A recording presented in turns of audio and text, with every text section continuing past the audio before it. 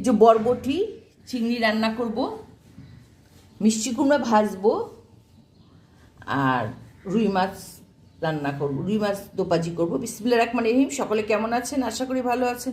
আলহামদুলিল্লাহ, আমিও ভালো আছি।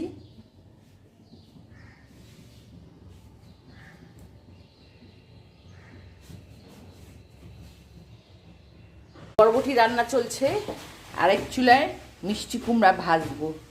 আমি তো মিষ্টি কুমড়া এইভাবে ভাজি, আপনারা কিভাবে ভাজেন? আমাদের বাসায় মিষ্টি কুমড়া ভাজাটা দেখেন দুদিন 3 দিন আগেই খাওয়া হয়েছে, মানে খুবই পছন্দ সবাইয়ের মিষ্টি কুমড়া ভাজাটা। আমরা এভাবে খাই, আপনারা কিভাবে খান?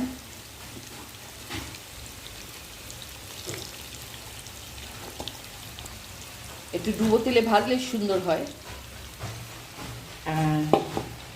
বরবটি চিংড়ি রান্না করছি, ডাল রান্না করব, আর রুই মাছ রান্না করব।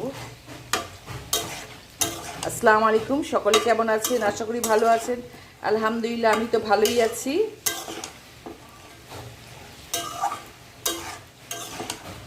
আচ্ছা, চিংড়ি মাছের দোপাজি করলাম না, বরবটি এনেছে, চিন্তা করলাম বরবটি দিয়ে রান্না করি। একটা সবজি দিয়ে রান্না করলে ভালোই লাগে আমার কাছে, আমি আবার সবজিটা খেতে পছন্দ করি। কিন্তু এই যে বড় রুই মাছ এগুলো কিন্তু আমি দোপাজি বেশি করি তরকারির চেয়ে। তরকারি এমনি খেতে পছন্দ করি, কোনো মাছ টাছ দিয়ে না।